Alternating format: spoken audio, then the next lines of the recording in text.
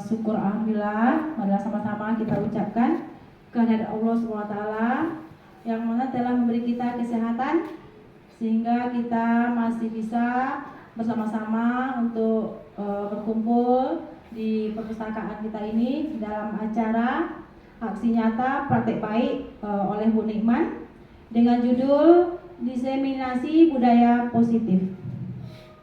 Selawat dan salam tidak lupa kita hadiahkan buat Nabi besar kita Muhammad SAW dengan lafaz Allahumma sholli ala sayyidina Muhammad wa ala sayyidina Muhammad. Baik, saya bacakan tertib acara pada siang hari ini. Yang pertama, pembukaan oleh protokol jadi dianggap sudah selesai. Yang kedua, menyanyikan lagu kebangsaan Indonesia Raya. Kepada Ibu Alvita, boleh dipimpin. Hadirin, silakan untuk berdiri.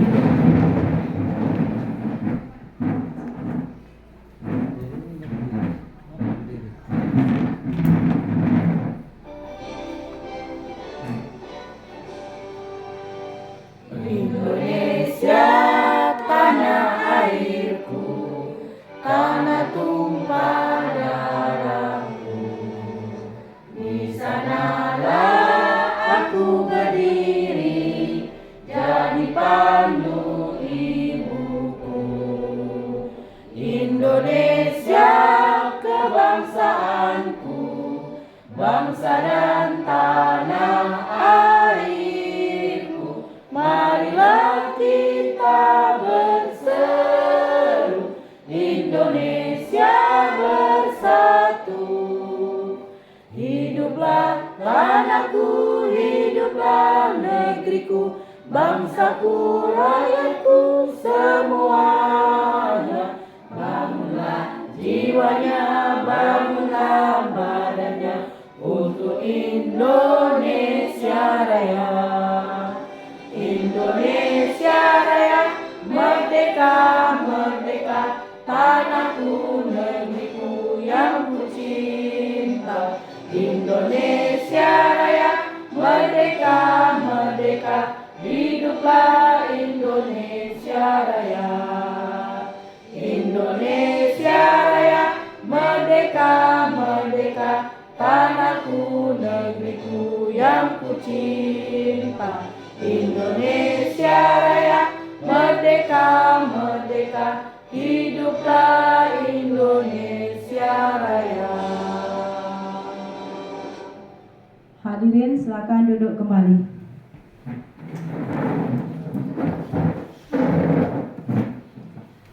Berikutnya acara yang ketiga yaitu sambutan oleh kepala sekolah. Kepada Ibu Imelda dipersilakan.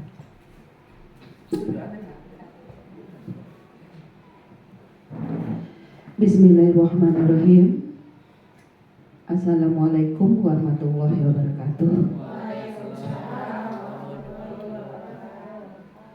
Alhamdulillahirabbil alamin. Bersyukur kita kehadirat Allah Subhanahu wa taala yang mana pada siang hari ini kita masih dapat bersama-sama berkumpul di ruang perpustakaan kita ini dalam rangka kegiatan yang akan Ibu Nikman tajah pada hari ini, yaitu mengenai diseminasi budaya positif dalam rangka melengkapi kegiatan dari guru penggerak. Ya, salah satunya inilah Bu Nikman ya. Beberapa waktu yang lalu juga sudah. Ini untuk tahap keberapa nih Bu Nikman? Dan banyak lagi modul-modul yang lain. Selawat berangkai salam tidak lupa pula kita hadiahkan kepada Nabi besar Muhammad SAW dengan mengucapkan Allahumma sholli ala sayyidina Muhammad wa ala ali sayyidina Muhammad. Bapak Ibu guru yang saya hormati, juga kepada Ibu Nikman yang sama-sama kita banggakan ya, sudah sampai sejauh ini kegiatannya. Mudah-mudahan Ibu Nikman ini berhasil menjadi guru penggerak dan apa yang dicita-citakannya tercapai dan sukses ke depannya. Amin. Amin ya rabbal alamin. Mudah-mudahan dengan adanya kegiatan ini juga menjadi pemicu motivasi bagi kita semua. Ya, mungkin setelah Ibu Nikman ini selesai, ada mungkin tahap berikutnya, yaitu gelombang berapa lagi Ibu Nikman? Gelombang ke-12 untuk guru penggerak. Mudah-mudahan nanti setelah melihat kegiatan yang telah Ibu Nikman laksanakan ini, termotivasi bagi kita semua untuk ikut dalam guru penggerak. Amin. Amin ya Rabbil Alamin. Mudah-mudahan beriman ya, jadi motivasi bagi kami ini semuanya untuk dalam guru penggerak. Dan juga kami di sini juga Ibu Nikman ini adalah salah satu baru guru kita di sini yang ikut guru penggerak. Ya, di SMP 4 Nambah ini baru Ibu Nikman inilah ya yang ikut guru penggerak. Ya, mudah-mudahan sukses Bu Nikman dalam kegiatan guru penggerak ini nantinya bisa menyalurkan kepada kami semua ini ilmu yang telah didapatnya, sehingga kami pun nanti bisa seperti Ibu Nikman. Ya, mungkin hanya itu yang bisa dapat saya sampaikan. Saya tutup dengan Assalamualaikum warahmatullahi wabarakatuh.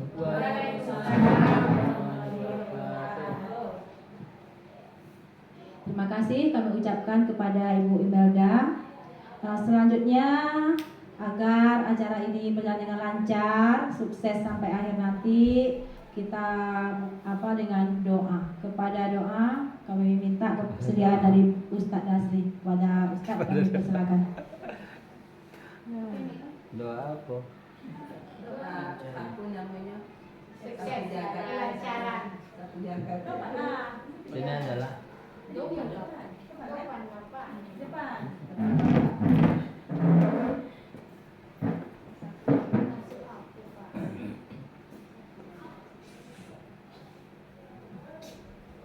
Assalamualaikum warahmatullahi wabarakatuh. Mari kita sama-sama berdoa kepada Allah SWT. Semoga acara hari ini yang dilaksanakan oleh Ibu Nikman Hani dapat berjalan dengan lancar sesuai yang diharapkan. Amin ya rabbal alamin. Astaghfirullahaladzim, astaghfirullahaladzim, astaghfirullahaladzim. Na'udzubillahi minasyaitonirrajim. Bismillahirrahmanirrahim. Alhamdulillahirabbil alamin wassalatu wassalamu ala asyrafil anbiya'i wal mursalin wa ala alihi wa sahbihi rasulillahi ajma'in. Allahumma rabbana taqabbal minna innaka antas sami'ul alim wa tub 'alaina ya Allah innaka antat tawwabur rahim. Allahumma ighfir lana dzunubana wa liwalidina warhamhum kama rabbawna shighara wa li jami'il muslimin wal muslimat wal mu'minina wal mu'minat al ahya'i minhum wal amwat kulluhum bi rahmatika ya arhamar rahimin. Allahumma ya Allah ya Rahman ya Rahim ya Alim. Pada siang hari ini kami berkumpul di ruangan pustaka SMP Negeri 4 Nambah ini ya Allah, dalam rangka melaksanakan acara sebagai guru penggerak Ibu Nikman Hani. Ya Allah, berilah kelancaran padanya dalam melaksanakan acara ini. Jadikanlah dia guru penggerak sesuai dengan apa yang diharapkan. Ya Allah, jadikanlah kami orang-orang yang maju dalam dunia pendidikan, maju dalam melaksanakan tugas kami dalam pendidikan, proses belajar mengajar di SMP Negeri 4 yang ramah yang kami cintai ini. Ya Allah, jadikanlah kami guru-guru profesional yang maju, yang berwawasan dalam rangka mencerdaskan anak-anak kami, anak-anak bangsa ini ya Allah ya Arhamar Rahimin. Ya Allah, bantulah kami dalam dunia pendidikan ini ya Allah. Tiada daya upaya kecuali bantuan dan pertolongan ya Allah ya Arhamar Rahimin. Rabbana 'alaika tawakkalna wa ilaika anabna wa ilaikal masir wa la haula wa la quwwata illa billahil aliyyil azim. Rabbana atina fid dunya hasanah wa fil akhirati hasanah wa qina adzabannar walhamdulillahi rabbil alamin. Assalamualaikum warahmatullahi wabarakatuh.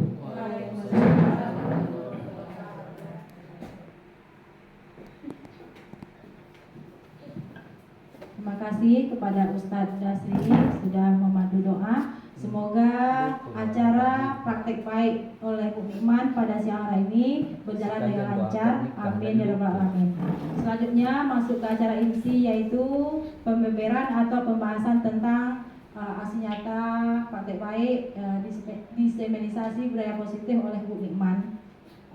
Pak Bu Nikman dipersilakan.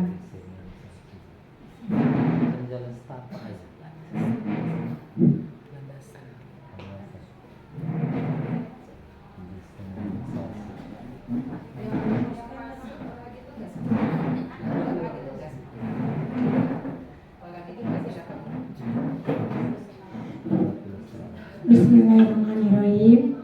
Assalamualaikum warahmatullahi wabarakatuh. Assalamualaikum warahmatullahi wabarakatuh. Alhamdulillahirabbil alamin. Assalatu wassalamu ala asrofil anbiya'i wal mursalin wa ala alihi washabihi ajmain. Amma ba'du. Pertama-tama marilah kita ucapkan puji syukur kita atas kehadiran Allah Subhanahu wa taala pada siang hari ini. Bapak Ibu guru masih bisa meluangkan waktunya dalam agenda aksi nyata atau berbagi praktik baik sebagai salah satu tugas yang diberikan oleh Balai Guru Penggerak untuk pendidikan. Guru Penggerak pada modul 1.4 yang membahas mengenai budaya positif. Sebelumnya yang saya hormati Ibu Kepala SMP Negeri 4 Rambah, Bapak Ibu guru semua yang masih meluangkan waktu untuk mendapatkan ilmu atau apa yang sudah saya pelajari pada modul 1.4 mengenai budaya positif. Masih semangat Bapak Ibu? Kalau saya katakan SMP Negeri 4 Rambah luar biasa, oke? SMP Negeri 4 Rambah luar biasa. Oke, semangat. Terima kasih kepada Bapak Ibu hebat semua.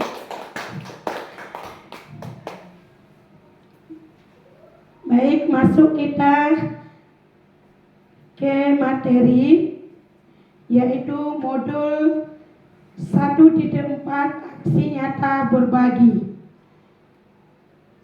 yang akan dipaparkan oleh saya sendiri, Nikmanani SPD, calon guru penggerak angkatan 11 dari SMP Negeri 4 Rambah. Oke, pertanyaan yang pertama, kalau kita membahas atau Bapak Ibu semua mendengar kata budaya positif, apa yang terpikir atau apa yang ada dalam pikiran Bapak Ibu sekarang? Apa yang tergambar dari kata budaya positif? Iya, budaya positif itu seperti apa ini? Apa contohnya? Kebiasaan yang bermanfaat. Kebiasaan baik yang bermanfaat banyak, Pak. Contohnya? Ya, mengucapkan salam, terus buang sampah pada tempatnya ya. Itu salah satu budaya positif.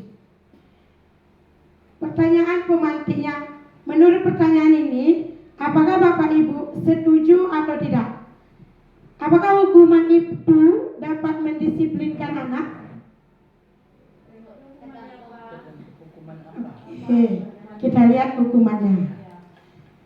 Kemudian yang kedua, pemberian hukuman dengan hal positif seperti membaca atau membersihkan halaman sekolah, apakah itu dapat meningkatkan disiplin anak? Bisa. Yang ketiga, memberi penghargaan, apakah itu dapat meningkatkan motivasi belajar anak? Ya. Apakah Bapak Ibu sudah tahu mengenai restitusi segitiga atau segitiga restitusi? Oke. Nanti setelah kita mengenal budaya positif ini, nanti Bapak Ibu akan tergambar apakah hukuman itu dapat mendisiplinkan anak, apakah motivasi itu bisa meningkatkan motivasi belajar anak. Nanti setelah kita mengenal tentang budaya positif, maka akan terjawab oleh Bapak Ibu sendiri semua. Apa yang kita tahu tentang budaya positif? Dalam budaya positif itu ada 6 yang harus kita ketahui. Yang pertama, disiplin positif dan nilai-nilai kebajikan universal. Yang kedua, teori teori motivasi, hukuman, dan penghargaan. Kemudian restitusi. Yang ketiga, keyakinan kelas. Yang keempat, kebutuhan dasar manusia dan dunia berkualitas. Yang kelima, restitusi tentang 5 posisi kontrol guru. Yang keenam, segitiga restitusi. Apa restitusi ini? Bu, apa restitusi? Restitusi sendiri itu sendiri. Restitusi itu kita bertahap ya Pak. Nanti dia kalau aturan itu dari mulai kita mengenal dulu disiplin positif itu apa, nilai-nilai kebajikan itu apa. Segitiga restitusi itu yang ditanamkan, yang diinginkan oleh Kementerian Pendidikan untuk yang kita tanamkan untuk anak. Jadi pendidikan sekarang mengajarkan kita untuk tidak memberikan hukuman dan motivasi lagi, tetapi dengan membiasakan budaya positif ini yang harus kita tanamkan di sekolah. Artinya kita menghindari hukuman dan motivasi. Tuh. Ketika nanti anak bermasalah, dia menggunakan segitiga restitusi. Nanti saya jelaskan sampai terakhir.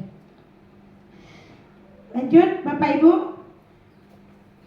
Disiplin positif. Menurut William Glaser, yang kita pelajari tadi budaya positif itu menurut pendapat dia. Oke, pertanyaan pemantiknya.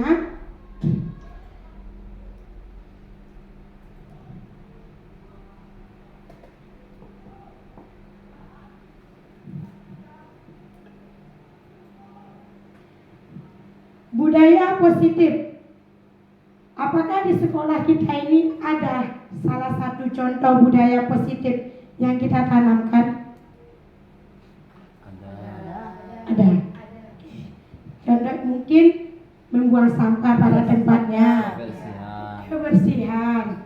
Ya. Salim sebelum masuk kelas. Oke. Ya, itu salah satu budaya positif. Sekarang saya minta kepada Bapak Ibu, kita membuat perubahan untuk paradigma terlebih dahulu. Memang, ya, budaya positif itu ada dalam sekolah kita.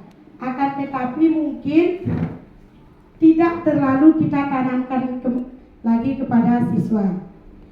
Oke, jadi memang saya pun dalam tahap belajar untuk merubah cara proses pembelajaran. Oke. Coba Bapak Ibu, Bapak ada sebuah benda digenggam di tangan.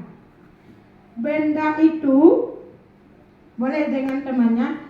Teman di samping coba buka tangan temannya tuh. Apakah bisa satu orang guru dia punya satu benda di tangannya. Ya. Oke. Yang satu orang guru dia mencoba membukanya. Coba. Iya. Sampai terbuka. Bisa nggak terbuka? Tidak. Ya. Bisa nggak terbuka? Bisa. Mau siapa yang lebih kue? Ya. Tapi ketika kita membuka genggaman tangan ini, apakah bisa menggunakan kekuatan, ya? Atau kalau misalnya saya genggam ini, ditarik, pasti dengan kekuatan. Atau dia bisa buka sendiri dengan kekuatan. Harus dengan kekuatan saya buka ini. Kalau saya gini kan? Kalau kita sendiri Tidak. bisa. Berarti kalau dengan ini dengan apa dia? Kemauan sendiri atau kesadaran diri. Sama dia dengan untuk menerapkan disiplin positif tadi. Ibarat kata, ketika kita ingin menerapkan disiplin positif dengan kekuatan semaksimal apapun, memang dia akan terbuka, tetapi tidak akan lama di dalam diri anak. Begitu juga kalau dengan kesadaran kita tanamkan kepada anak untuk melaksanakan budaya positif itu, pasti dia akan mau. Itu perubahan pada dirinya. Ya, tapi kenyataannya saya selaku anak membuka sendiri nak mau, dibuka orang pun nak mau, tetap juga. Buka, Pak. Buka. Belum ada kesadaran. Itulah tujuan kita sebagai guru, Pak. Karena guru menurut Ki Hajar Dewantara itu menuntun, bukan menuntut. Kalau menuntun berarti mengarahkan anak, itu harapan dari Ki Hajar Dewantara. Makanya kalau enggak akan mungkin disampaikan orang bahwa guru adalah otaknya. untuk mencari pahala yang paling besar. Kita memang menginginkan anak tuh harus seperti ini, harus ini dia. Kita ikuti alur anak itu sesuai dengan bakat dan karakternya masing-masing. Sama seperti tadi tangan kita sendiri. Kalau bukan karena kesadaran anak itu sendiri, kita tidak akan bisa membukanya. Makanya kita dituntut sebagai guru untuk Main kasar. memberikan pemahaman mengenai budaya positif itu kepada anak.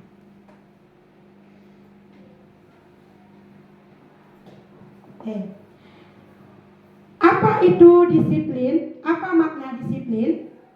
Disiplin itu berasal dari bahasa Latin yang artinya belajar. Makna asal dari kata ini diambil dari murid-murid Socrates Plato. Disiplin menggali potensinya menuju sebuah tujuan apa yang dihargai. Namun dalam budaya kita, makna kata disiplin telah berubah menjadi sesuatu yang dilakukan seseorang pada orang lain untuk mendapatkan kepatuhan. Kecenderungan umum adalah menghubungkan kata disiplin dengan ketidaknyamanan. Selama ini kita berpikir disiplin itu adalah aturan, peraturan yang harus dipatuhi oleh peserta didik atau anak murid. Kita buat aturannya ini, gitu, kan?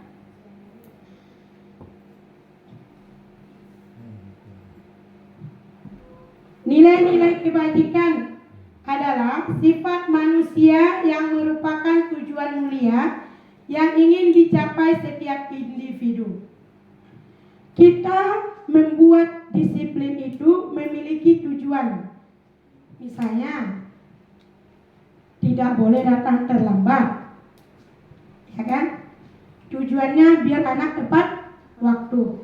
Tapi kadang anak tidak tahu kalau tujuannya itu. Yang dia tahu misalnya terlambat. Tuh. Nilai-nilainya itu bersifat universal. Apa saja nilai-nilai kebajikan yang sesuai dengan profil pelajar Pancasila? Yang pertama, beriman bertakwa kepada Tuhan Yang Maha Esa dan berakhlak mulia. Kemudian mandiri. Yang ketiga, bernalar kritis. Yang keempat, berkebinekaan global, bergotong royong, kemudian kreatif. Kalau bisa, kita membuat salah satu disiplin itu harus memiliki nilai-nilai kebajikan yang ini. Ada termasuk ke dalam nilai kebajikan sesuai profil pelajar Pancasila.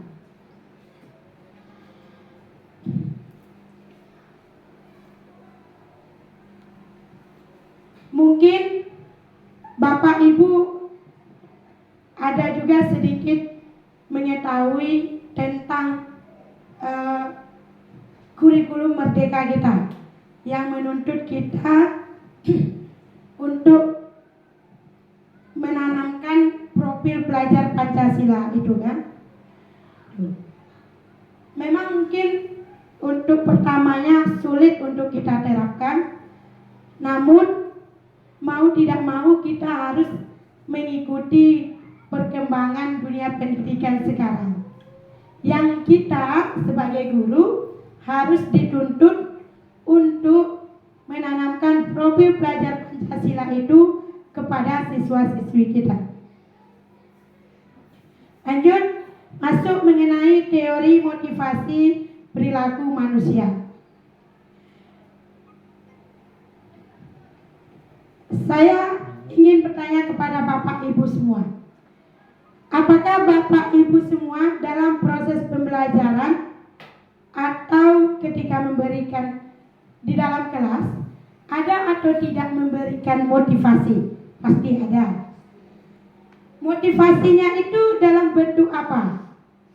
Apakah dia hadiah atau nasihat, nilai? Ada Bapak Ibu? Ada dalam bentuk hadiah, nilai. hadiah, nilai. Oke. Kalau hadiah banyak nih Bapak ya. Kalau hadiah. Jangan diduitkan. Oh. Oke. Mungkin ada di kita Bapak Ibu untuk memberikan penghargaan itu sebagai motivasi. Teori motivasi perilaku manusia. Yang pertama, untuk menghindari ketidaknyamanan atau hukuman, apa yang akan terjadi apabila saya tidak melakukannya. Kadang siswa-siswi itu dia terpicu untuk melakukan sesuatu itu untuk mengharapkan penghargaan dari kita atau hadiah. Kalau dia menghindari ketidaknyamanan itu motivasi eksternal. Untuk mendapatkan imbalan itu juga motivasi eksternal. Tapi ketika dia menghargai diri dia sendiri itu dari motivasi internal. Kalau Bapak Ibu yang memberikan motivasi berarti eksternal kepada siswa itu. Tapi kalau siswa itu berhasil dia, misalnya kita ulangan harian, dapat nilai tinggi dia, berarti motivasinya untuk diri dia sendiri, internal dia. Tapi kalau misalnya bagi yang nanti dapat nilai tinggi, Bapak kasih atau Ibu kasih hadiah, nah itu motivasi eksternal. Nah ini dia, merdeka. Menurut Ki Hajar Dewantara, merdeka itu artinya tidak hanya terlepas dari perintah, akan tetapi juga cakap buat memerintah diri sendiri. Jadi disiplin, penanaman disiplin ini kita menuntut anak itu bukan menaati aturan yang kita buat, tetapi untuk diri dia sendiri terutama. Itu yang tadi perubahan paradigma yang kita contohkan untuk menggenggam tangan tadi.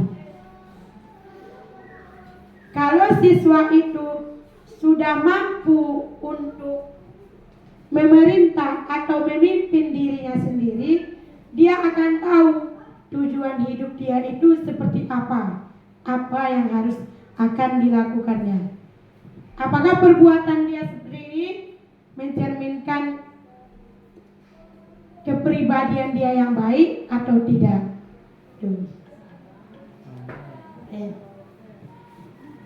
Lanjut, masuk kita mengenai, nah ini pertanyaan. Tadi Bapak pertanyaan, apa itu restitusi?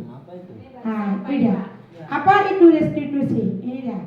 Restitusi adalah proses menciptakan kondisi bagi murid untuk memperbaiki kesalahan mereka, sehingga mereka bisa kembali pada kelompok mereka dengan karakter yang lebih kuat. Maksudnya di sini restitusi itu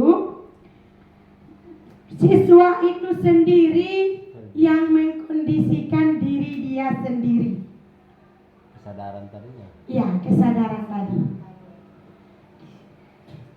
Restitusi juga merupakan proses kolaboratif yang mengajarkan murid untuk mencari solusi untuk masalah mereka dan membantu murid berpikir tentang orang seperti apa yang mereka inginkan dan bagaimana mereka harus memperlakukan orang lain.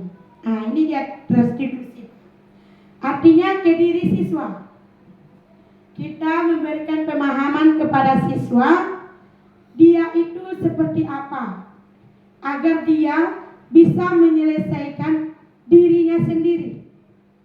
Ketika misalnya dia berbuat salah, jadi dia tahu apa dia yang harus lakukan.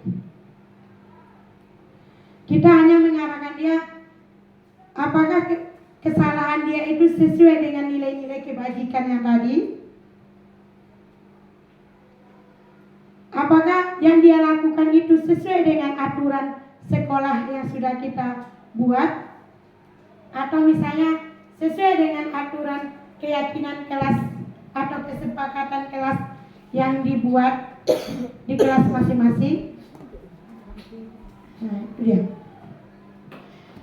Kemudian dalam untuk sekarang kita pun dituntut untuk membuat keyakinan kelas atau kesepakatan kelas. Tidak ada lagi aturan kelas. Kesepakatan kelas dan keyakinan kelas itu mungkin Bapak Ibu udah ada yang mempraktekkannya di PMM, ya kan? Atau yang kemarin di PMM ada yang PMM budaya positif, pasti ada membahas mengenai ini. Lihat. Ciri-ciri restitusi. Ada 9 ciri-ciri restitusi. Yang pertama, bukan untuk menebus kesalahan, namun untuk belajar dari kesalahan. Yang kedua, memperbaiki hubungan. Yang ketiga, tawaran dan bukan paksaan. Yang keempat, restitusi menuntun untuk melihat ke dalam. Yang kelima, restitusi mencari kebutuhan dasar yang mendasar tindakan. Yang keenam, restitusi diri adalah cara yang paling baik. Yang ketujuh, restitusi fokus pada karakter, bukan tindakan. Yang kedelapan, restitusi fokus pada solusi. Yang kesembilan, restitusi mengembalikan murid yang berbuat salah pada kelompoknya. Budaya positif ini adalah salah satu yang harus kita lakukan perubahan dalam lingkungan sekolah kita. Memang ya, kalaupun misalnya saya sendiri yang melakukannya, mungkin itu tidak akan terjadi di sekolah ini. Memang harus butuh kerjasama dari rekan-rekan semua. Lanjut, masuk kita mengenai keyakinan kelas. Nanti kita ada boleh kok sesi diskusi, artinya kita saling berbagi, karena kan di awal tadi kan berbagi praktek baik. Di sini kita tidak ada yang benar, tidak ada yang salah, tidak ada yang benar. Sama-sama, sama seperti Bapak Ibu, saya pun masih banyak belajar dalam materi budaya positif ini. Masuk mengenai keyakinan kelas. Sekarang saya bertanya, ada yang tahu dengan maksud keyakinan kelas atau pernah dengar nak kata keyakinan kelas? Pernah. Keyakinan kelas itu ibarat kata apa? Sama kalau dulu namanya aturan. Kalau sekarang, kalau aturan itu kita yang buat. Misalnya dengan siswa, wali kelas. Ya, misalnya dengan wali kelas kan, ya. Tidak boleh buang sampah sembarangan, itu aturan. Tapi kalau keyakinan kelasnya, buanglah sampah pada tempatnya. Ya. Gitu, Kalau aturan itu wali kelas yang menetapkan. Tidak boleh terlambat. tidak boleh membuang sampah. Itu ya. Kalau keyakinan kelas itu kita mendiskusikannya dengan murid. Mau minum, Bu? Minum dulu Bu, capek. Minum dulu Bu. Supaya aku baca surat pagi minggu.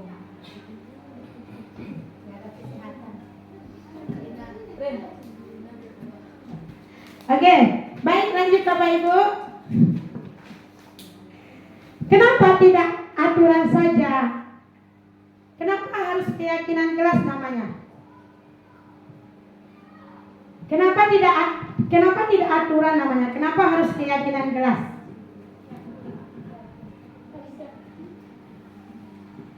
Kalau aturan itu yang tadi saya sampaikan, itu berdasarkan yang disampaikan oleh wali kelas. Kalau keyakinan adanya hasil diskusi atau kolaborasi dengan siswa. Ini dia mengapa kita tidak memilih peraturan harus menggunakan helm bila berkendaraan roda 2. Mengapa kita memiliki peraturan 3M? Menggunakan masker, mencuci tangan, dan menjaga jarak 1,5 meter. Mengapa kita memiliki peraturan harus datang tepat waktu pada saat mengikuti pelatihan? Oke.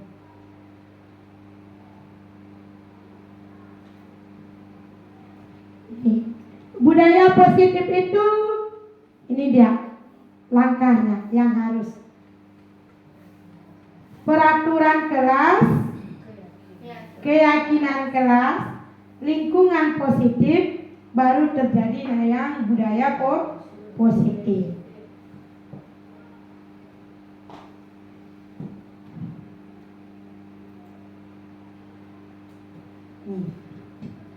Ini salah satu contoh keyakinan kelas dan kesepakatan kelas yang harus kita buat, atau harus mungkin kalau semester ini tidak mungkin bisa lagi kan, atau bisa kita implementasikan besok di semester besok di tahun ajaran baru. Membuat keyakinan kelas, kemudian kesepakatan kelas. Misalnya keyakinan kelas itu datang ke sekolah tepat waktu, kemudian awali pembelajaran dengan doa, yang ketiga belajar dengan merdeka dan bahagia, yang keempat peduli sesama, yang kelima siap kerja mandiri dan kolaborasi. Kesepakatan kelasnya, kami guru dan murid yang saling menyayangi. Kalau dia saling menyayangi pasti saling menghargai. Saling menghargai maka tidak akan mengganggu teman, tidak akan mengejek teman. Yang ke B, kami murid yang semangat belajar. Sepertinya kalau yang ini itu yang kurang dalam lingkungan sekolah kita. Atau mungkin saya sendiri semangat belajar anakku kurang. Nanti kita lihat apa pengaruh semangat belajar itu kurang. Nanti ada dia di kebutuhan dasar anak. Yang ketiga, kami murid yang peduli dengan teman. Ini kesepakatan, salah satu contoh kesepakatan atau keyakinan kelas yang dibuat. Atau masing-masing wali kelas boleh membuat kesepakatan atau keyakinan kelas di kelasnya masing-masing. Atau bagi kami Bu yang guru mata pelajaran bagaimana? Boleh tidak kita membuat keyakinan kelas pada mata pelajaran kita? Boleh ya, tidak masalah. Keyakinan kelas itu salah satu yang mendekatkan kita dengan murid. Artinya mereka yang membuat aturan dan mereka juga yang menaatinya. Kita membuat keyakinan kelas atau kesepakatan kelas itu berdasarkan kemauan mereka, tapi tetap juga kita pantau. Jangan sampai kami mau tidur-tiduran aja Bu, itu tidak keyakinan kelas nama. Tuh. Keyakinan kelas itu yang mengarah kepada budaya positif. Ini salah satunya, contoh misalnya, ini peraturan, ini keyakinan kelasnya. Selalu kembalikan buku ke tempatnya, berarti dia bertanggung jawab. Dilarang mengganggu orang lain. Iya, menghormati orang lain. Hadir di sekolah 15 menit sebelum pembelajaran dimulai. Nah, menghormati orang lain dan komitmen diri dia sendiri. Ya. Kemudian dilarang melakukan kekerasan. Keselamatan, ya, keselamatan, kemudian menghormati orang lain. Dilarang menggunakan narkoba. Kesehatan. Bergantian atau menunggu giliran. Menghormati orang lain atau bersabar. Bergantian atau menunggu giliran ini antri, ya. Nah, kadang banyak dari kita kadang di Pertamina aja lah kadang, ya kan? Itulah dia. Itulah yang harus kita tanamkan kepada peserta didik kita untuk budaya antri. Yakinlah Bu, kalau kita sabar, memang mungkin ya sabar untuk menghadapi siswa-siswi ini yang memang butuh kesabaran yang luar biasa. Tapi dan percayalah itu adalah pahala kita yang selalu akan mengalir. Kemudian gunakan masker, kesehatan dan keselamatan.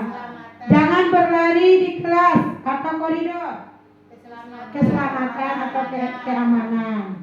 Tuh ini salah satu contoh-contoh peraturan dan ini keyakinan kelasnya. Ini ya, hukuman dan penghargaan. Dihukum oleh penghargaan. Sebenarnya hukuman dan penghargaan itu kalau sekarang sudah mulai dihindari, ya kan?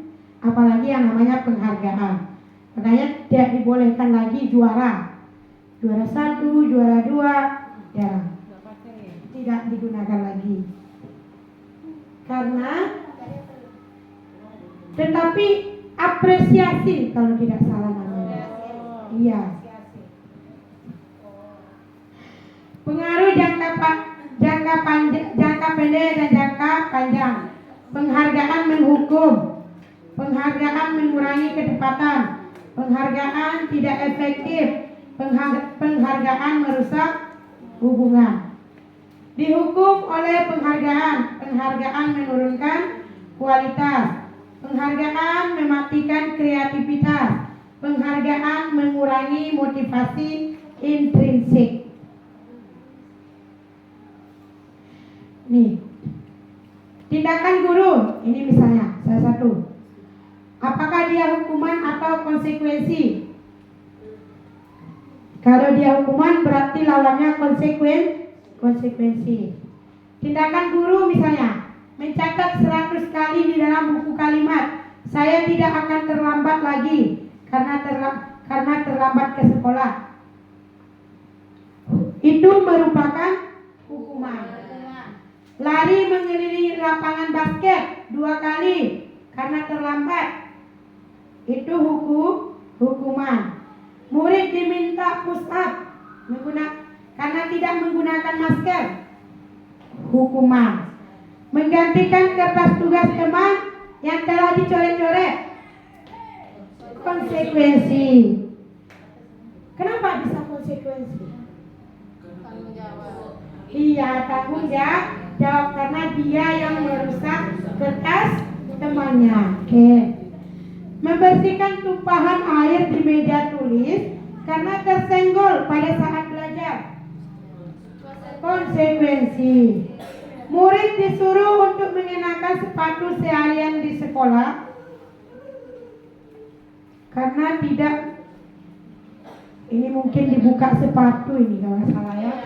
Disuruh membuka sepatunya karena tidak menggunakan sepatu hitam. Hukuman. Melakukan pemanasan sendiri karena terlambat 10 menit. Belajar PJOK. Konsekuensi. Oke. Memang agak sulit ya membedakan antara hukuman dan konsekuensi. Kalau dia hukuman itu dia lebih ke fisik.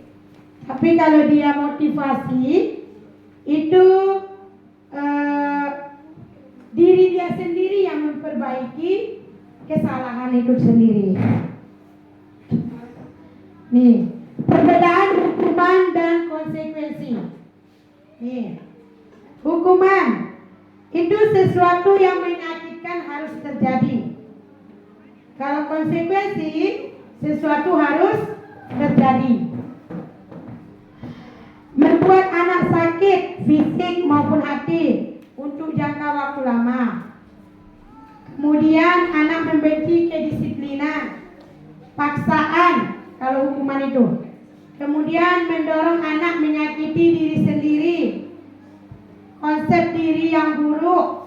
Anak belajar untuk menyembunyikan kesalahan, marah, rasa bersalah, dipermalukan, merasa tak dihargai. Itu hukuman. Kalau konsekuensi, sesuatu harus terjadi. Tadi seperti contohnya, dia menumpahkan air ke lantai karena dia yang menyenggol. Konsekuensinya pasti harus dibersihkan. Jadi harus terjadi. Lebih apa Bu Nomi? Oke, ya, lebih rasa tanggung jawab. Kemudian membuat anak merasa tidak nyaman dalam jangka waktu pendek. Anak menghargai disiplin. Kemudian mendorong anak agar mudah menyesuaikan diri. Konsep diri yang baik. Anak belajar untuk mematuhi peraturan. Kemudian kehilangan hak, dibuat tidak nyaman, diasingkan untuk sementara. Artinya seperti ini. Ketika kita misalnya anak ada berbuat salah, kalau dia hukuman, kita suruh ke depan mereka. Tapi kalau konsekuensi, kita panggil siswanya, kita tanya kenapa dia seperti itu, baru kita kasih konsekuensi.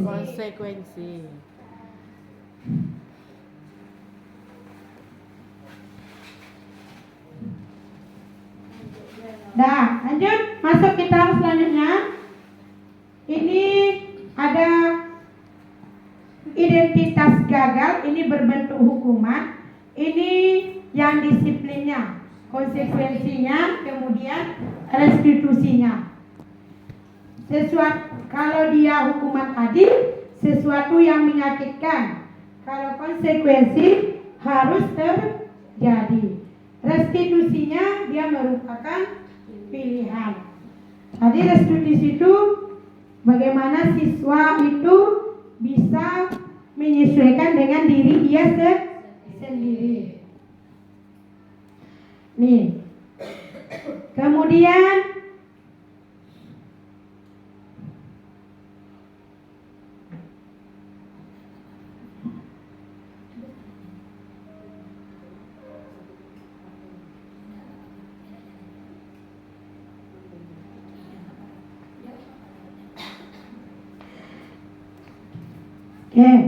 selanjutnya, kalau tuntutan untuk dunia pendidikan sekarang, kita masing-masing guru dituntut untuk berbuat restitusi. Kalau konsekuensi ini netral. Kalau restitusi inilah yang mencerminkan budaya positif. Nanti saya akan tampilkan salah satu contoh yang saya buat untuk tugas demonstrasi kontekstual tentang segitiga restitusi yang harus kita implementasikan pada siswa-siswi kita. Memang mungkin sulit untuk mengimplementasikannya itu, Tapi itulah tuntutan kita sekarang. Kita tidak boleh menghukum, tetapi memberikan konsekuensi kepada siswa, memberikan pemahaman kepada siswa mengenai nilai-nilai kebajikan yang sesuai dengan profil pelajar Pancasila. Lanjut, masuk ke kebutuhan dasar dan dunia berkualitas. Semua aturan atau semua budaya positif kita tadi dipengaruhi oleh kebutuhan dasar dari peserta didik. Apa saja kebutuhan dasar yang ada peserta didik? Ini dia. Ada 5. Dan yang paling utama itu adalah bertahan hidup. Bertahan hidup itu maksudnya bertahan hidup itu seperti makan, minum. Nah, itu dia. Yang masuk ke dalam kebutuhan dasar, bertahan hidup. Kebutuhan pokok. Kemudian ada kebutuhan kasih sayang dan rasa diterima. Lanjut.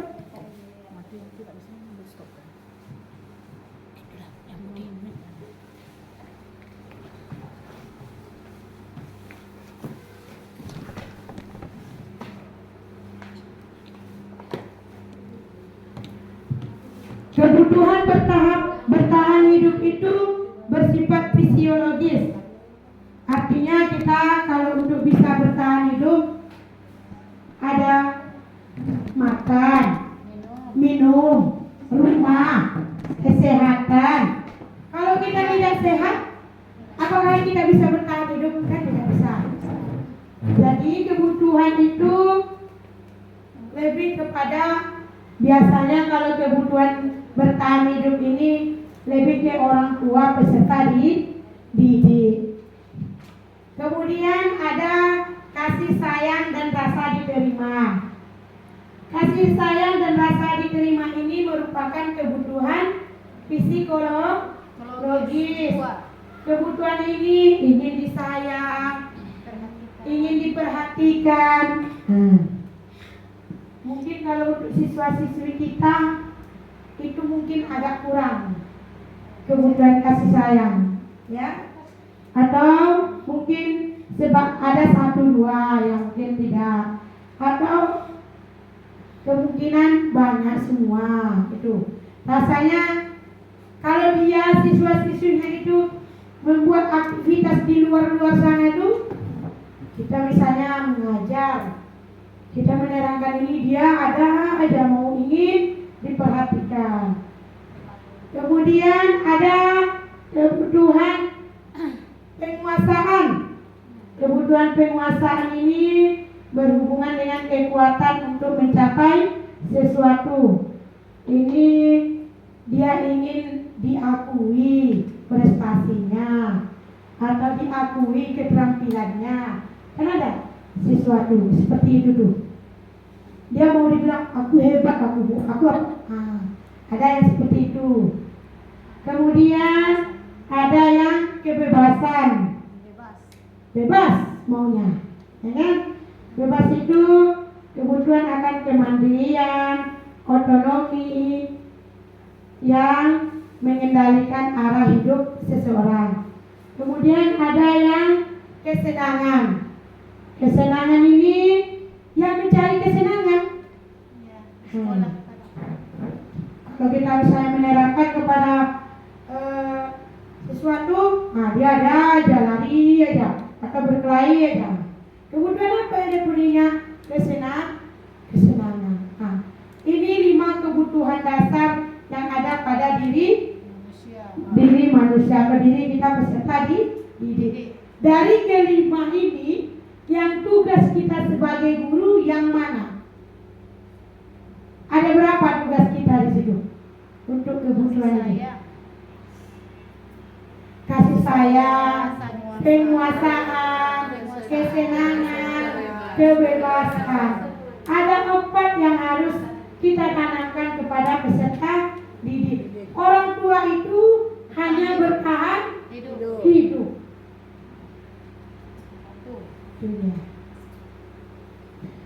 Tetapi dampak seluruh semua itu harus bertahan hidup dulu. Baru bisa terpenuhi ke-4 kebutuhan dasar yang lain. Nih.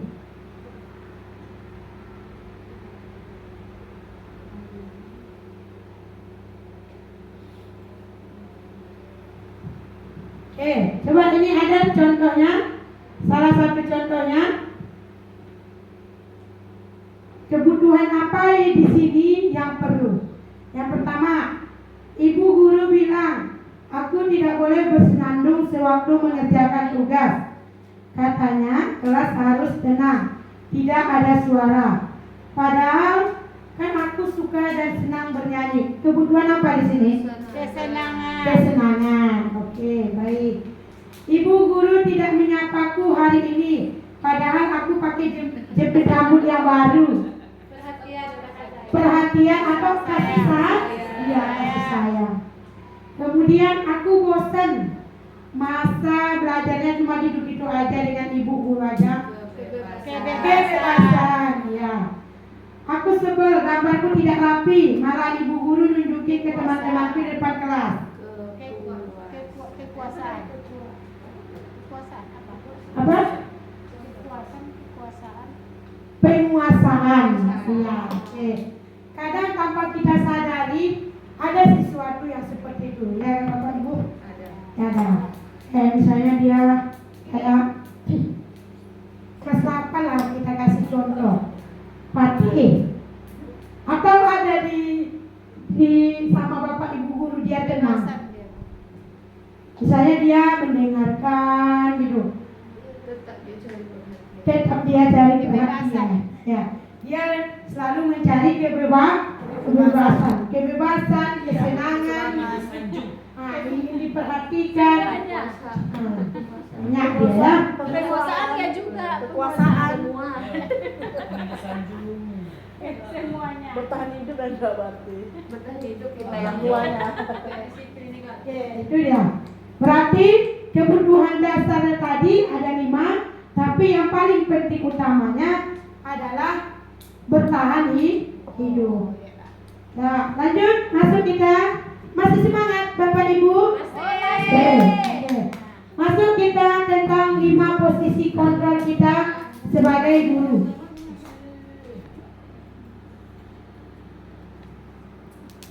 5 posisi kontrol kita.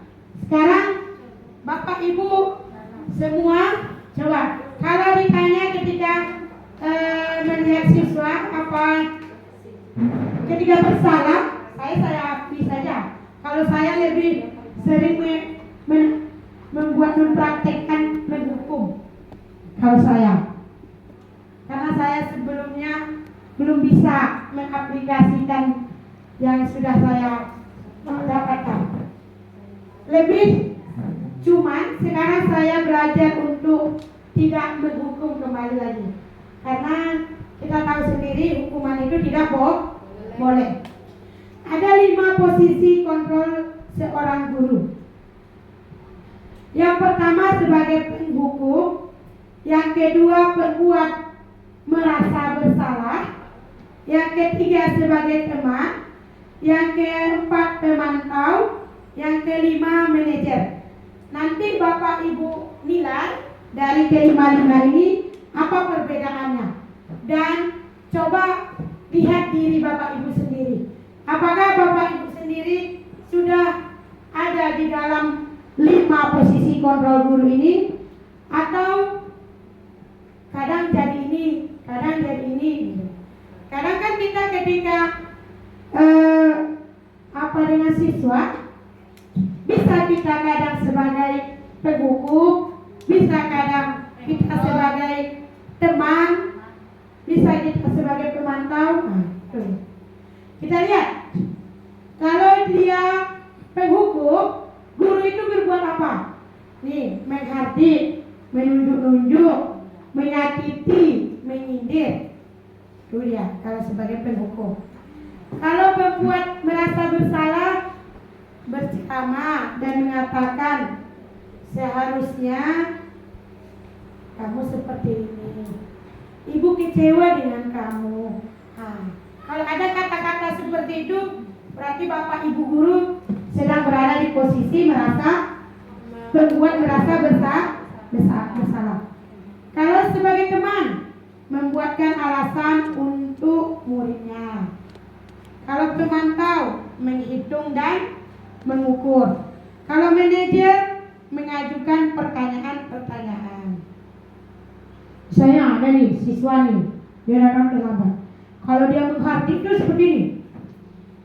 Sini kamu, kenapa kamu terlambat? Nah, itu salah satu contoh kan, hukum ke sini. Tapi kalau dia buat pembuat merasa, ditanyanya, kenapa kamu terlambat? Seharusnya kamu tidak boleh seperti ini, kamu harus gini. Nah, itu pembuat bersalah. Kalau pemantau, pantau. Sekarang pukul berapa? Keyakinan sekolah kita berapa? Saya pukul 7.15. Sekarang jam berapa? 7.30, Bu. Berapa menit kamu terlambat? Nah, itu sebagai pemantau. Kalau teman, hai bro, kenapa kamu terlambat? Dianggap dia seperti teman dia. Kalau manajer baru diajukan pertanyaannya. Apa yang membuat kamu terlambat? Kenapa kamu terlambat? Bantu saya atau kayak mana terlambat bangun? Kenapa bisa kamu terlambat bangun? Itu dia. Untuk kita sebagai guru, dituntutnya kita yang mana? Yang di manajer.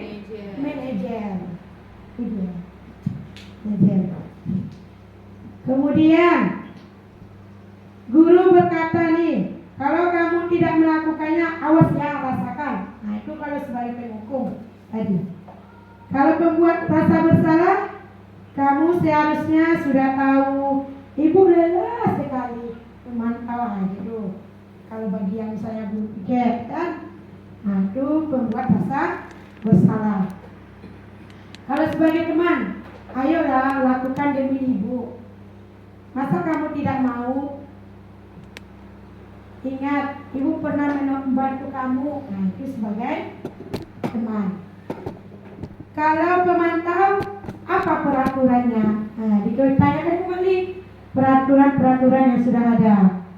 Kalau dia manajer, apa yang kita yakini? Apa yang bisa kamu kerjakan untuk memperbaiki kesalahan kamu? Nah, kalau manajer itu lebih ke diri si pembuat salah. Kalau hasil dari kelima posisi kontrol itu, kalau dia penghukum, memberontak, menyalahkan orang lain, kemudian bisa berbuat bohong ujung-ujungnya. Kalau dia setiap hari terlambat, pasti kan ujungnya dia membuat bohong. Kalau pembuat rasa bersalah, menyembunyikan, menyangkal, berbohong juga. Kalau dia teman, ketergantungan. Kalau kita menganggap anak murid itu seperti teman, maka dia akan ketergantungan dengan abang itu, ibu tuh yang pikir aman aku itu di tempat kawan awak, gitu pikiran siswa. Kalau pemantau, menyesuaikan diri bila diawasi. Kalau pemantau, kalau ada lah pemantaunya sama seperti saya gotong royong. Kalau dia dipantau, baru anak itu mau bekerja. Kalau tidak, mereka tidak mau. Kalau manajer, ini yang menguatkan kepribadi siswa. Ini yang diharapkan tadi. Kita berada di posisi manajer. Oke. Jadi sekarang lihat diri ibu, bapak ibu sendiri.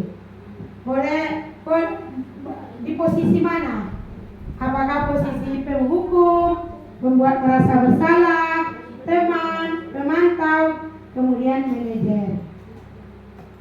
Lanjut, masuk kita yang terakhir mengenai segitiga restitusi.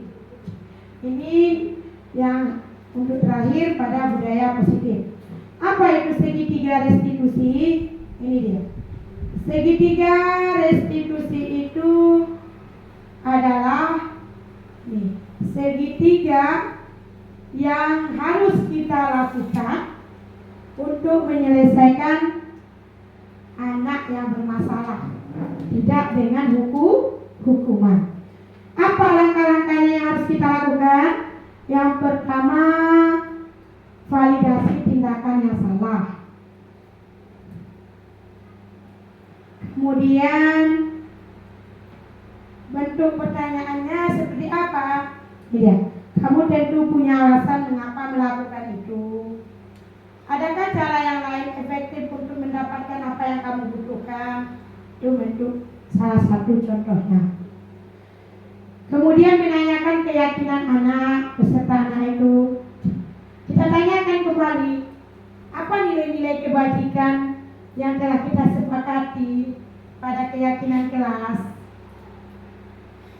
Kemudian kita tanya anak, kamu ingin menjadi orang yang seperti apa?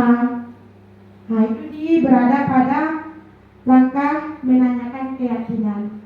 Kemudian menstabilkan identitas. Setelah kita tanyakan kesalahan anak tadi, kita tanyakan keyakinan anak tadi, baru kita stabilkan kembali diri dia. Setiap orang pasti memiliki punya kesalahan. Kamu bukan satu-satunya yang melakukan kesalahan. Jadi ketika ada anak yang berkasus atau yang melakukan kesalahan, kita tanyakan kenapa dia melakukan itu, apa yang sebenarnya terjadi, apa keyakinan kelas, apakah yang dilakukannya itu termasuk ke dalam keyakinan kelas. Kemudian kita stabilkan dia kembali. Lalu kita tanya dia, apa yang bisa dia lakukan untuk memperbaiki kesalahan dia itu. Tuh, segitiga restitusi. Apakah kita pernah membuat atau menghadapi siswa-siswi yang seperti itu? Pasti banyak tuh dalam sekolah kita kasus-kasus kan. Jadi yang diharapkan untuk kita perbaiki itu di segitiga restitusinya. Ketika kita memperbaiki atau menangani kasus anak.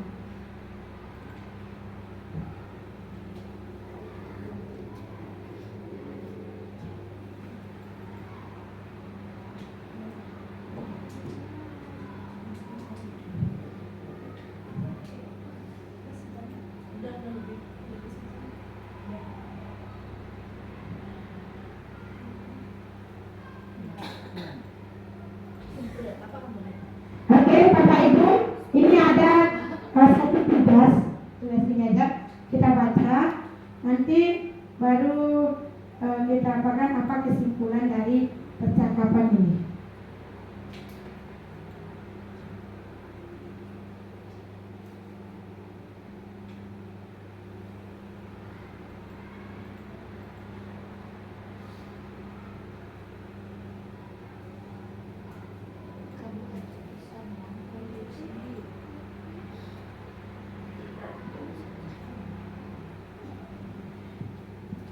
Baik, dengan tadi berarti segitiga restitusi itu ada yang validasi tindakan yang salah, kemudian menanyakan keyakinan, kemudian menstabilkan identitas. Itu yang diharapkan untuk kita perbaiki untuk kedepannya. Ada pertanyaan Bapak Ibu? Oke, baik Bu Rini. Kalau bisa jawab, saya jawab. Kalau tidak, jadi tugas untuk saya pribadi. Kita semua, ya. Kita semua. Salah satu contoh dari kesimpulan yang telah dijelaskan tadi. Kita semua kan guru piket. Setiap piket, kita pasti menemukan anak yang terlambat. Dan kita pasti menyuruh mereka salah satu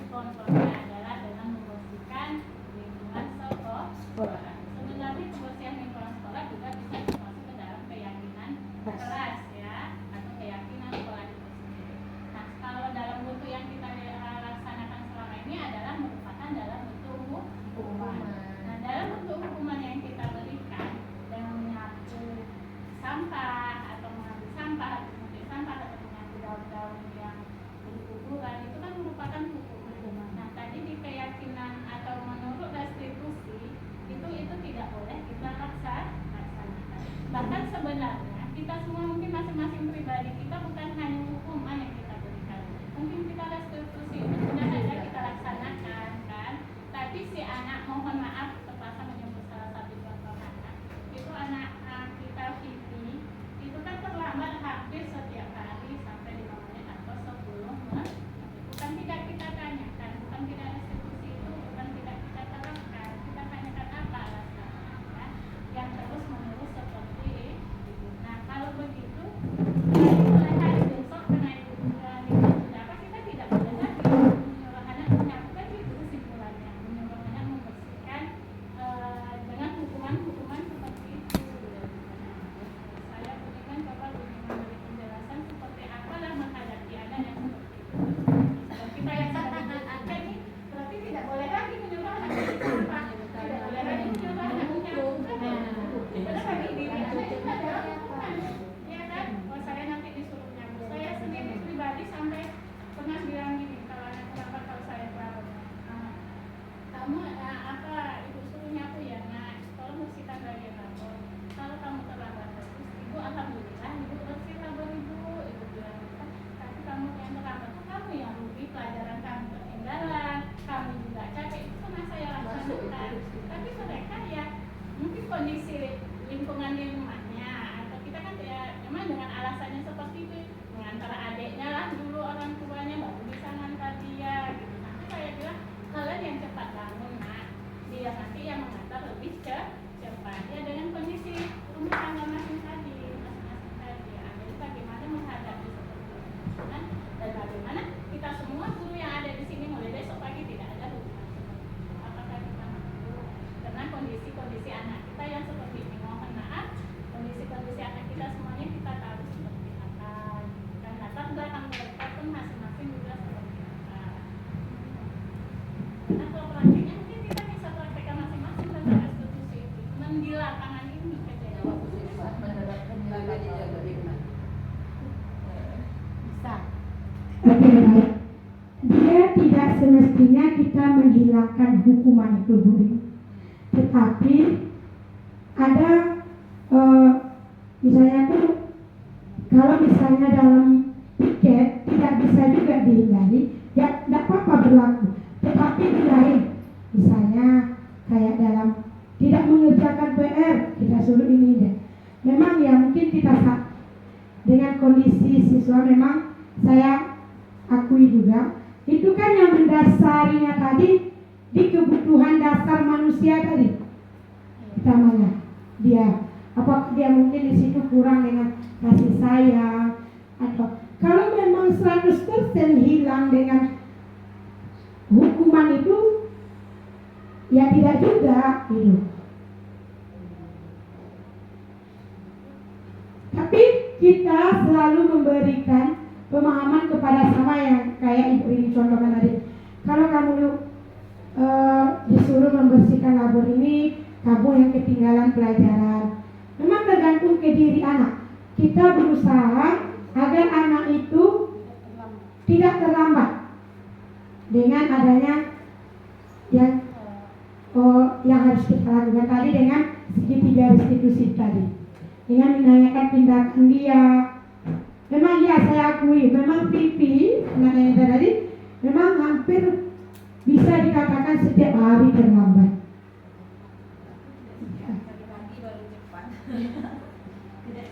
Mungkin itu dipengaruhi memang dari kebutuhan dasar mereka. Untuk kita menghindarinya dihukum secara total, tidak dihukum lagi, itu akan membuat anak semakin tidak akan menaati aturan disiplin. Tapi mungkin kita berikan pemahaman, kita ke sekolah ini pukul berapa, apa yang harus kita lakukan, ya menanyakan keyakinan kelas kita yang sudah kita buat, ya seperti itu. Memang di setiap sekolah pun mungkin tidak juga menghilangkan hukuman itu, masih ada juga hukuman itu. Makanya tadi kita lihat posisi kontrol kita itu yang di mana. Tidak semuanya kita harus posisi manajer, cuman kita dituntut untuk di posisi manajer. Kalau tidak bisa, Seperti kasusnya Bu Rini, hukuman kita kasih tapi dia tidak berubah tuh, besoknya terlambat. Besok kita panggil orang tuanya, surat ke orang tuanya, itu kan belum kita lakukan kan? Nah, besok kita surat ke orang tua lagi, siapa orang tuanya? Iya, dia orang tuanya anak-anak yang terlambat tetapi tidak ada kekurangannya, masih tetap tuh. Masih anak yang sama. Masih anak yang sama kayak Rafa. Jadi mulai besok kita surat ke orang tuanya, bicara kita lagi, memberitahu orang tuanya terlambat terus mengapa pasti. Kalau memang harus mengantar adiknya, tentu dia harus lebih cepat lagi mas datang, lebih cepat lagi bang. Jadi itu kan, iya memang ada berubahnya. Caranya Pak surat ke orang tuanya, panggil orang tuanya. Tengok besok, apa terlambatnya besok. Kalau tidak terlambat besok, segera dulu. Dia kalau terlambat, Berapa itu seminggu? alasannya yang sampai terus hari. Alasannya Ibunya pilih kelas 9 kan.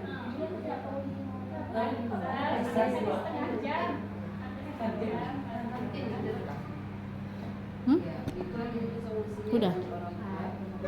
Mungkin itu ada tambahan dari Ibu Kepala. Jadi kita berarti mengadakan parenting dengan orang tua, itu mungkin. Mungkin itu yang hanya dapat saya sampaikan. Mudah-mudahan bermanfaat untuk Bapak Ibu semua. Bukan maksud untuk menggurui Bapak Ibu semua, cuma inilah tuntunan harus kita lalui untuk memperbaiki perubahan pendidikan kita. Artinya kita harus mulai memperlakukan budaya positif di sekolah kita masing-masing. Terima kasih atas waktunya. Mohon maaf apabila ada kesalahan. Akhirul kalam, saya tutup dengan wabillahi taufiq wal hidayah. Assalamualaikum warahmatullahi wabarakatuh. Waalaikumsalam warahmatullahi wabarakatuh.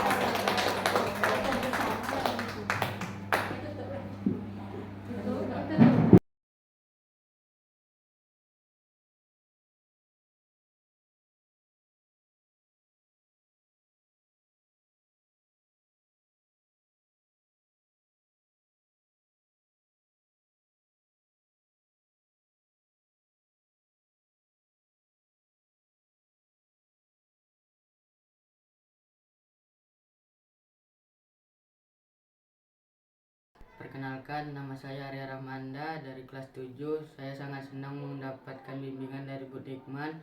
Dengan begitu saya bisa mengatasi masalah. Terima kasih.